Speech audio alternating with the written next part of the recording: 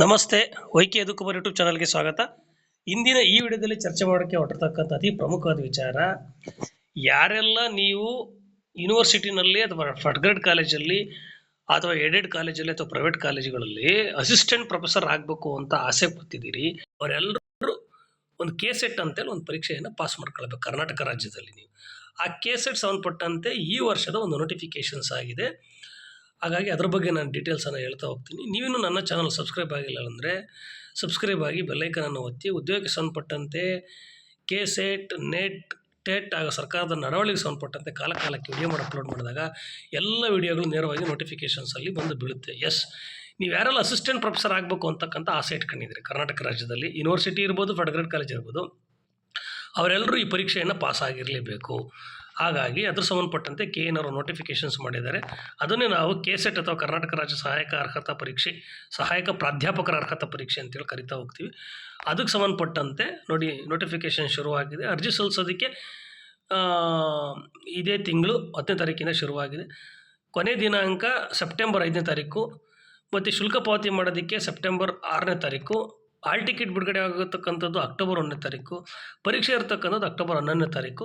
Online ಮೂಲಕನೇ ಅರ್ಜಿ ಸಲ್ಲಿಸಬೇಕು, ಆಫ್ಲೈನ್ಗೆ ಅವಕಾಶ ಇಲ್ಲ. ಇಲ್ಲೊಂದು ವೆಬ್ಸೈಟ್ ಅಡ್ರೆಸ್ ಕೊಟ್ಟಿರ್ತಾರೆ, ಅಲ್ಲಿಗೋಗಿ. ಇಲ್ಲಾಂದರೆ KEA ಅಂತ ವೆಬ್ಸೈಟ್ಗೆ ಹೋದರೆ ನಿಮಗೆಲ್ಲ ಡೀಟೇಲ್ಸು ಸಿಗ್ತಾ ಹೋಗ್ತೈತೆ. 37 ವಿಷಯಗಳಿಗೆ ಸಂಬಂಧಪಟ್ಟಂತೆ ಇಲ್ಲಿ ಒಂದು ನೋಟಿಫಿಕೇಷನ್ಸನ್ನು 37 ಸಬ್ಜೆಕ್ಟ್ನವರು ಕೂಡ ಈ ಪರೀಕ್ಷೆಯನ್ನು ಎದುರಿಸೋದಕ್ಕೆ ಅವಕಾಶ ಮಾಡಿಕೊಟ್ಟಿದ್ದಾರೆ. ಅದರದ್ದೆಲ್ಲ ಡೀಟೇಲ್ಸ್ ಆಮೇಲೆ ಹೇಳ್ತಾ ಹೋಗ್ತೀವಿ. ಪೇಜ್ ನಂಬರ್ 7 and 8ಅಲ್ಲಿದೆ. ಯಾರೆಲ್ಲ ಯೂನಿವರ್ಸಿಟಿ, ಫಸ್ಟ್ ಗ್ರೇಡ್ ಕಾಲೇಜು ಅಥವಾ aided or private higher education ಇನ್ಸ್ಟಿಟ್ಯೂಟ್ಗಳಲ್ಲಿ ಅಸಿಸ್ಟೆಂಟ್ ಪ್ರೊಫೆಸರ್ ಹುದ್ದೆಗಳಿಗೆ ನೇಮಕಗೊಳ್ಳಬೇಕು ಅಂತಿದ್ದೀರಾ, ಅವ್ರು ಈ ಸರ್ಟಿಫಿಕೇಟ್ ಕಂಪಲ್ಸರಿಯಾಗಿ ಮಾಡ್ಕೊಳ್ಳೇಬೇಕು. ಜೊತೆಗೆ ಇವತ್ತು UGC ನಿಯಮಾವಳಿ ಪ್ರಕಾರ ಮತ್ತು ಕರ್ನಾಟಕ ಹೈಕೋರ್ಟ್ ಆದೇಶದ ಪ್ರಕಾರ ನೀವು ಅದೇ ಯೂನಿವರ್ಸಿಟಿ, JFGC ಮತ್ತು ಅದೇ private and aided higher education ಇನ್ಸ್ಟಿಟ್ಯೂಟ್ಗಳಲ್ಲಿ ನೀವು ಗೆಸ್ಟ್ ಲೆಕ್ಚರರಾಗಿ ಕೆಲಸ ಮಾಡಬೇಕು ಅಂದರೂ ಕೂಡ ಈ KCET ಪರೀಕ್ಷೆ ನೀವು ಉತ್ತೀರ್ಣರಾಗಿರಲೇಬೇಕು. ನೋಡೋಣ ಅರ್ಹತಾ ನಿಬಂಧನೆ ನೋಡೋಣ. ನೋಡಿ, ಇಲ್ಲಿ SC ST ಮತ್ತು OBCನವರು ಮತ್ತು PWDನವರು ಮಾಸ್ಟರ್ಸ್ನಲ್ಲಿ ಯಾರೆಲ್ಲ ನೀವು PG ಮಾಡ್ತಿದ್ದೀರ, ಪೋಸ್ಟ್ ಗ್ರಾಜ್ಯುಯೇಷನ್ ಮಾಡ್ತಿದ್ದೀರಾ, ಅಲ್ಲಿ ನೀವು 50% ತೆಗೆದುಕೊಂಡ್ರೆ ಸಾಕು. ಜನರಲ್ ಕ್ಯಾಟಗರಿ 55% ತೆಗೆದುಕೊಳ್ಬೇಕು. ಎಲ್ಲ ಕ್ಯಾಟಗರಿಯವ್ರಿಗೂ 50%, ಜನರಲ್ಗೆ 55% ಇದೆ. ಮತ್ತು ಡಿಗ್ರಿ ಕಂಪ್ಲೀಟ್ ಆಗಿರೋರು ಮಾತ್ರ ಮಾಡಬೇಕಾ? ಈಗ ಆಲ್ರೆಡಿ ಡಿಗ್ರಿ ಅಂದರೆ master degree, PG post graduations, MA, MCom, MTech, MBA, MSc, ಈ ಥರದ್ದು MA, ಈ ಥರದ್ದು ಡಿಫ್ರೆಂಟ್ ಏನು ಸಬ್ಜೆಕ್ಟ್ಸ್ಗಳ ಪ್ರಕಾರ ಬರ್ತೈತೆ ಅದ್ರ ಪ್ರಕಾರ ನೀವು ಮಾಸ್ಟರ್ಸನ್ನು ಮುಗಿಸಿರಬೇಕು. ಈಗ ಸ್ನಾತಕೋತ್ತರ ಪದವಿ ಅಂದರೆ masters, PG course, post graduation course ಅಲ್ಲಿ ಈಗ ವ್ಯಾಸಂಗ ಮಾಡ್ತಿರೋರು, ಅದು ಫಸ್ಟ್ ಇಯರ್ ಇರಲಿ, ಫೈನಲ್ ಇಯರ್ ಇರಲಿ, ಅವರೂ ಕೂಡ ಮಾಡ್ಬೋದು. ವ್ಯಾಸಂಗ ಮಾಡುತ್ತಿರುವವರು ಅಂತಿಮ ಅಥವಾ ದ್ವಿತೀಯ ಸ್ನಾತಕೋತ್ತರ ಅಂದರೆ ನೀವು ಈಗ ಮಾಸ್ಟರ್ ಡಿಗ್ರಿಲಿ ಅಡ್ಮಿಷನ್ ಆದರೆ ಸಾಕು, ನೀವು ಕೂಡ ಅರ್ಜಿ ಸಲ್ಲಿಸೋದಕ್ಕೆ ಅವಕಾಶ ಇದೆ. ಅವಕಾಶ ಇದೆ. ಆದರೆ ಒಂದು ಕಂಡೀಷನ್ ಏನಪ್ಪ ಅಂದರೆ ರಿಸಲ್ಟ್ ಬಂದು 2 ಇಯರ್ಸ್ ಒಳಗಡೆ ನಿಮ್ಮ ಮಾಸ್ಟರ್ಸ್ ಕಂಪ್ಲೀಟ್ ಆಗಿರಬೇಕು ಅಂತಕ್ಕಂಥ ಒಂದು ಕಂಡೀಷನ್ಸ್ ಇರ್ತದೆ. ಇದಕ್ಕೆ ಸಂಬಂಧಪಟ್ಟಂತೆ ಇನ್ನೊಂದಷ್ಟು ಡೀಟೇಲ್ಸ್ ಇದೆ. ಇದ್ರ ಜೊತೆ ಭಾಳ ಇಂಪಾರ್ಟೆಂಟ್ ಡೀಟೇಲ್ಸ್ ಬೇಕು. ವಯೋಮಿತಿ ಯಾವುದೇ ರೀತಿಯಾಗಿರ್ತಕ್ಕಂಥ ವಯೋಮಿತಿ ಇರೋದಿಲ್ಲ. ವಿನಾಯಿತಿ ಯಾರ್ಯಾರಿಗೆ ಅವಕಾಶ ಮಾಡಿಕೊಟ್ಟಿದ್ದಾರೆ ಅಂತಕ್ಕಂಥದ್ದನ್ನು ಕೂಡ ಇಲ್ಲಿ ಕೊಡ್ತಾ ಹೋಗ್ತಿದ್ದಾರೆ. ಪರೀಕ್ಷೆ ಶುಲ್ಕ ಇರ್ತಕ್ಕಂಥದ್ದು SC ST PWD ಅಭ್ಯರ್ಥಿಗಳಿಗೆ 500 ರೂಪಾಯಿ ಮತ್ತು ಕ್ಯಾಟಗರಿ 1 ಅಂದರೆ SC ST ಕ್ಯಾಟಗರಿ 1 ಮತ್ತು PWD ಈ 4 ಕ್ಯಾಟಗರಿಗೆ 500 ರೂಪಾಯಿ. 2A 2B 3A 3B category 750 ರೂಪಾಯಿ ಇರ್ತಕ್ಕಂಥದ್ದು. ನೀವು ಆನ್ಲೈನ್ ಮೂಲಕನೇ ಅರ್ಜಿ ಶುಲ್ಕ ಪಾವತಿಸ್ಬೋದು. ಆಫ್ಲೈನ್ ಏನು ಅವಶ್ಯಕತೆ ಇರೋದಿಲ್ಲ, ಆನ್ಲೈನ್ ಮೂಲಕನೇ ನೀವು ಪಾವತಿ ಮಾಡೋದಕ್ಕೆ ಅವಕಾಶ ಮಾಡಿಕೊಟ್ಟಿದ್ದಾರೆ. ಬೇರೆ ಯಾವುದೇ ರೀತಿಯಾಗಿರ್ತಕ್ಕಂತಹ ಆಫ್ಲೈನ್ಗಳ ಮೂಲಕ ಅವಕಾಶ ಇಲ್ಲ, ಓನ್ಲಿ ಆನ್ಲೈನಲ್ಲಿ ಇರದೆ. ಮತ್ತು 2 ಪೇಪರ್ ಇರ್ತಕ್ಕಂಥದ್ದು. ಫಸ್ಟ್ ಪೇಪರ್ ಬಂದುಬಿಟ್ಟು ಟೀಚಿಂಗ್ ಆ್ಯಂಡ್ ರಿಸರ್ಚ್ ಸಂಬಂಧಪಟ್ಟಿರ್ತಕ್ಕಂಥದ್ದು ಇರ್ತದೆ, 100 marks. Second paper specific paper ಇರ್ತೈತೆ, ನಿಮ್ಮ ಯಾವುದು PGಲಿ ಓದ್ತಾ ಇರ್ತೀರೋ ಅದು ಇರ್ತದೆ, ಅದು 200 ಮಾರ್ಕ್ಸು. ಇಲ್ಲಿ 50 ಕ್ವಶನ್ಸು 100 ಮಾರ್ಕ್ಸು, 100 ಕ್ವಶನ್ಸು 200 ಮಾರ್ಕ್ಸು. ಅದರ ಅರ್ಥ ಪ್ರತಿ ಪ್ರಶ್ನೆ 2 ಅಂಕಗಳನ್ನು ಒಳಗೊಂಡಿರ್ತದೆ ಅಂತಕ್ಕಂಥ ಮಾಹಿತಿ ಇದೆ. ಒಟ್ಟಾರೆಯಾಗಿ ಎರಡಕ್ಕೂ ಸೇರಿಸಿ 3 ಅವರ್ಸ್ ಇದೆ. ಮೊದಲನೇದಕ್ಕೆ 1 ಅವರ್, ಎರಡನೇದಕ್ಕೆ 2 ಅವರ್ಸ್, 3 ಅವರ್ಸ್ ಪರೀಕ್ಷೆನ ನಡೀತಾ ಹೋಗ್ತದೆ. ಸಾಮಾನ್ಯ ಅಭ್ಯರ್ಥಿಗಳು ಇಲ್ಲಿ ಬೋಧನೆ, ಸಂಶೋಧನೆ ಮತ್ತು ಬೌದ್ಧಿಕ ಸಾಮರ್ಥ್ಯನ ಪರೀಕ್ಷೆ ಮಾಡ್ತಾರೆ ಅಂತ ಹೇಳಿದರೆ. ಎರಡನೇದು ನೀವು ಮಾಸ್ಟರ್ಸಲ್ಲಿ PGನಲ್ಲಿ ಯಾವುದು ಸಬ್ಜೆಕ್ಟ್ ಓದಿರ್ತೀರಿ ಅಥವಾ ಓದ್ತಾ ಇರ್ತೀರಿ ಅದಕ್ಕೆ ಸಂಬಂಧಪಟ್ಟಿರ್ತಕ್ಕಂತಹ ಪೇಪರನ್ನು ಕೇಳ್ತಾ ಹೋಗ್ತಾರೆ. UGC ಮಾರ್ಗಸೂಚಿ ಪ್ರಕಾರವಾಗಿ ಈ ಫಲಿತಾಂಶವನ್ನು ಪ್ರಕಟ ಮಾಡ್ತಾರೆ ಅಂತ ಹೇಳಿದ್ದಾರೆ. ನೀವು ಎಲಿಜಿಬಿಲಿಟಿ ಆಗಲೇಬೇಕು ಅಂದರೆ ಮಿನಿಮಮ್ಮು 2 ಪೇಪರ್ ಸೇರಿಸಿದ್ರೆ 40% ಅಂಕಗಳನ್ನ ತೆಗೆದುಕೊಳ್ಳಲೇಬೇಕು ಜನರಲ್ನವರು. ಕ್ಯಾಟಗರಿನವರು SCಯಿಂದ SC SC category 1 2A 2B 3A 3B PWD ಮತ್ತು ಟ್ರಾನ್ಸ್ಜೆಂಡರ್ ಎಲ್ಲರೂ ಇವರು 2 ಪತ್ರಿಕೆಯಿಂದ 35% ತೆಗೆದುಕೊಂಡ್ರೆ ಸಾಕು, ಅದು ಎಲಿಜಿಬಿಲಿಟಿ ಅಂಕಗಳಿರ್ತದೆ. ಅದು ಎಲಿಜಿಬಿಲಿಟಿಗೆ ಅಷ್ಟು ಅಂಕಗಳು ತೆಗೆದುಕೊಳ್ಳಲೇಬೇಕಾಗ್ತದೆ ನೀವು. ಹಾಗಾಗಿ ನೋಡಿ, ಪ್ರತಿ ಪತ್ರಿಕೆಯಲ್ಲೂ ಇಷ್ಟಿಷ್ಟು ಮಾರ್ಕ್ಸ್ ತೆಗೆತಕ್ಕಂಥದ್ದು ಮತ್ತು 2 ಪತ್ರಿಕೆಗಳ ಒಟ್ಟಾರೆಯಾಗಿ ಇಷ್ಟು ಪರ್ಸೆಂಟ್ ತೆಗೆದುಕೊಳ್ತಕ್ಕಂಥದ್ದು ತೀರಾ ಅಗತ್ಯ ಇರತಕ್ಕಂಥದ್ದು. ಇದ್ರ ಬಗ್ಗೆ ನೀವು ಗಮನ ವಹಿಸಬೇಕಾಗುತ್ತೆ.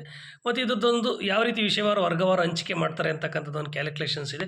ಅದ್ರ ಬಗ್ಗೆ ನಿಮಗೇನು ಮಾಹಿತಿ ಬೇಕಾಗಿಲ್ಲ, ಯಾಕಂದರೆ ನೀವು ತುಂಬ ಸೀರಿಯಸ್ಸಾಗಿ ಅರ್ಜಿ ಸಲ್ಲಿಸಬೇಕು, ಸೀರಿಯಸ್ಸಾಗಿ ಓದ್ತಕ್ಕಂಥದ್ರ ಬಗ್ಗೆ ಹೆಚ್ಚಿನ ಗಮನ ಕೊಡ್ತಾ ಹೋಗ್ರಿ. ಎಸ್, ಮತ್ತು ಕೆಸೆಟ್ ಪಠ್ಯಕ್ರಮ ಮತ್ತು ಪ್ರಶ್ನೆ ಪತ್ರಿಕೆಗೆ ಸಂಬಂಧಪಟ್ಟಿರ್ತಕ್ಕಂಥದ್ದು ಪ್ರಾಧಿಕಾರದ ವಿಷಯಗಳ ಪಠ್ಯಕ್ರಮ ಅಭ್ಯರ್ಥಿಗೆ ಪ್ರತ್ಯೇಕವಾಗಿ ಒದಗಿಸೋದಿಲ್ಲ. ಎಸ್, ಮತ್ತೆ ಅಲ್ಲಿ ಸಿಲೆಬಸ್ ಅಂತ ಹೇಳ್ಬಿಡ್ತಾ ಹೋಗ್ತಾರೆ. ಆ ಸಿಲೆಬಸ್ಸಲ್ಲಿ ನೀವು ಏನು ನೋಡಬೇಕಾಗುತ್ತೆ. 37 ವಿಷಯಗಳು ಯಾವ್ಯಾವಿದೆ ನೋಡಿ. ಇಲ್ಲಿ ವಾಣಿಜ್ಯಶಾಸ್ತ್ರ, ಕನ್ನಡ, ಅರ್ಥಶಾಸ್ತ್ರ, ಇಂಗ್ಲೀಷ್, ರಾಜ್ಯಶಾಸ್ತ್ರ, ಇತಿಹಾಸ, ಸಮಾಜಶಾಸ್ತ್ರ, ಭೂಗೋಳಶಾಸ್ತ್ರ, ಹಿಂದಿ, ಮ್ಯಾನೇಜ್ಮೆಂಟು, ಪ್ರವಾಸೋದ್ಯಮ ಆಡಳಿತ ಮತ್ತು ನಿರ್ವಹಣೆ, ಶಿಕ್ಷಣ, ಗ್ರಂಥಾಲಯ, ಮಾಹಿತಿ ವಿಜ್ಞಾನ, ಸಂವಹನ ಪತ್ರಿಕೋದ್ಯಮ, ಮನೋವಿಜ್ಞಾನ, ಸಮಾಜ ಕಾರ್ಯ, ಅಪರಾಧಶಾಸ್ತ್ರ, ಕಾನೂನು, ಸಂಸ್ಕೃತ, ದೈಹಿಕ ಶಿಕ್ಷಣ, ಜಾನಪದ ಸಾಹಿತ್ಯ, ಉರ್ದು, ಸಾರ್ವಜನಿಕ ಆಡಳಿತ, ಗಣಕ ವಿಜ್ಞಾನ ಮತ್ತು ಅನ್ವಯ, ಭೌತಿಕ ವಿಜ್ಞಾನಗಳು, ಗಣಿತ ವಿಜ್ಞಾನಗಳು, ರಾಸಾಯನಿಕ ವಿಜ್ಞಾನಗಳು, ಜೀವವಿಜ್ಞಾನಗಳು, ಪರಿಸರ ವಿಜ್ಞಾನಗಳು, ಗೃಹ ವಿಜ್ಞಾನ, ವಿದ್ಯುನ್ಮಾನ ವಿಜ್ಞಾನ, ಭೂವಿಜ್ಞಾನ, ತತ್ವಶಾಸ್ತ್ರ, ಮಹಿಳಾ ಅಧ್ಯಯನ, ಪ್ರದರ್ಶನ ಕಲೆ, ಸಂಗೀತ, ದೃಶ್ಯಕಲೆ, ಒಟ್ಟಾರೆಯಾಗಿ 37 ಸಬ್ಜೆಕ್ಟ್ಸ್ಗಳು ಸಂಬಂಧಪಟ್ಟಂತೆ ಒಂದು ಕೆಸೆಟ್ ನೋಟಿಫಿಕೇಷನ್ಸು ಆಗಿರ್ತಕ್ಕಂಥದ್ದು. ಎಸ್, ಇದ್ರ ಬಗ್ಗೆ ನೀವು ಡೀಟೇಲ್ಸನ್ನು ನೋಡ್ತಾ ಹೋಗಿ. ಎಸ್, ಭಾಳ ಇಂಪಾರ್ಟೆಂಟು. ನೋಡಿ, ಪರೀಕ್ಷಾ ಕೇಂದ್ರಗಳು ಎಲ್ಲೆಲ್ಲವೆ ಅಂತಕ್ಕಂಥದ್ದನ್ನು ನೋಡಿ ಹೇಳಿದ್ದಾರೆ. ಪರೀಕ್ಷಾ ಕೇಂದ್ರಗಳು ಒಟ್ಟು 11 ಪರೀಕ್ಷಾ ಕೇಂದ್ರಗಳ ಬಗ್ಗೆ ಹೇಳಿದ್ದಾರೆ. ಬೆಂಗಳೂರು, ಬೆಳಗಾವಿ, ಬಳ್ಳಾರಿ, ವಿಜಯಪುರ, ದಾವಣಗೆರೆ, ಧಾರವಾಡ, ಕಲಬುರಗಿ, ಮೈಸೂರು, ಶಿವಮೊಗ್ಗ, ತುಮಕೂರು, ಮಂಗಳೂರು. ಎಸ್, ಮತ್ತು ಕೆಲವು ಸಬ್ಜೆಕ್ಟ್ಸ್ಗಳನ್ನ 11 ಪರೀಕ್ಷಾ ಕೇಂದ್ರಗಳಲ್ಲಿ ಯಾವ್ಯಾವ ಸಬ್ಜೆಕ್ಟ್ ಮಾಡ್ತೀವಿ ಅಂತ ಹೇಳಿರ್ತಕ್ಕಂಥದ್ದು. 18 ಸಬ್ಜೆಕ್ಟನ್ನು ಎಲ್ಲ ಪರೀಕ್ಷಾ ಕೇಂದ್ರಗಳಲ್ಲೂ ಮಾಡ್ತಾ ಹೋಗ್ತಾರೆ. 19 ವಿಷಯಗಳಿಗೆ ಸಂಬಂಧಪಟ್ಟಂತೆ ಬೆಂಗಳೂರು ಮಾತ್ರ ನೋಡಿ, ಇಲ್ಲಿ ಹೇಳಿರ್ತಕ್ಕಂಥ 19 ಬೆಂಗಳೂರಲ್ಲಿ ಮಾತ್ರ ಪರೀಕ್ಷೆ ನಡೆಸ್ತಕ್ಕಂಥದ್ದು. ನೀವು ಈ ಸಬ್ಜೆಕ್ಟರು ಬೆಂಗಳೂರಿಗೆ ಹೋಗಿ ಬರೀಬೇಕು. ಈಗ ತೋರಿಸ್ತಾ ಇರ್ತಕ್ಕಂಥ ಸಬ್ಜೆಕ್ಟ್ಸ್ಗಳು 19 ಸಬ್ಜೆಕ್ಟ್ಸು. ಎಸ್, ಅರ್ಜಿ ಸಲ್ಲಿಸೋ ವಿಧಾನದ ಬಗ್ಗೆ ಹೇಳಿದ್ದಾರೆ. ಎಸ್, ಆ ವೆಬ್ಸೈಟ್ ಏನೊಂದು ಆ ಲಿಂಕ್ ಕೊಟ್ಟಿದ್ದಾರೆ, ಅಡ್ರೆಸ್ಸು, ಅದಕ್ಕೆ ಹೋಗಿ ಅಥವಾ KE ನೀವು ವೆಬ್ಸೈಟ್ಗೆ ಹೋದರೆ ನೀವು ಅರ್ಜಿಯನ್ನು ಸಲ್ಲಿಸೋದಕ್ಕೆ ಅವಕಾಶ ಇರತಕ್ಕಂಥದ್ದು. ಸಾಮಾನ್ಯ ಸೂಚನೆಗಳು ಭಾಳ ಇಂಪಾರ್ಟೆಂಟು. ಯಾವುದೇ ನೆಗೆಟಿವ್ ಮಾರ್ಕಿಂಗ್ ಇರೋದಿಲ್ಲ. ಇದನ್ನು ಭಾಳ ಇಂಪಾರ್ಟೆಂಟಾಗಿ ನೀವು ಓದ್ಕೊಳ್ಬೇಕಾಗುತ್ತೆ.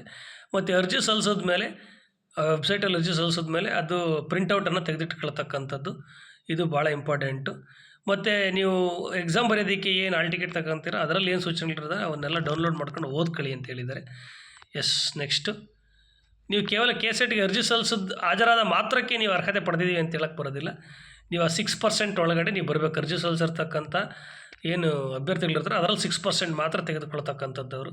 ಮತ್ತು ಮಿನಿಮಮ್ ಎಲಿಜಿಬಿಲಿಟಿ ಏನು ಮಾರ್ಕ್ಸು ಕೂಡ ಕಂಪ್ಲೀಟ್ ಮಾಡಿರ್ಬೇಕು, ಅಷ್ಟು ತೆಗೆದುಕೊಂಡಿರ್ಬೇಕಾಗುತ್ತೆ. ಎಸ್, ಇದು ಭಾಳ ಇಂಪಾರ್ಟೆಂಟಾಗಿ ಹೇಳಿರ್ತಕ್ಕಂಥದ್ದು.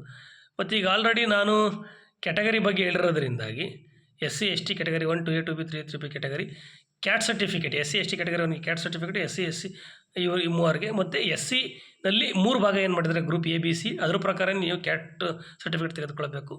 2A 2B 3A 3B ಈ 4 category caste and income certificate ನೀವು 5 ವರ್ಷದ ಏನು ವ್ಯಾಲಿಡಿಟಿ, ಇವತ್ತು ಅರ್ಜಿ ಸಲ್ಲಿಸಬೇಕು ಅಂತಂದರೆ ಅದ್ರ ವ್ಯಾಲಿಡಿಟಿ ಇರ್ತಕ್ಕಂಥದ್ದು, ವ್ಯಾಲಿಡಿಟಿ ಇರಬೇಕು, ಆ ಡೇಟ್ ಒಳಗಡೆ ಇರಬೇಕು. ಅದು ಭಾಳ ಇಂಪಾರ್ಟೆಂಟ್ ಆಗಿರ್ತಕ್ಕಂಥದ್ದು.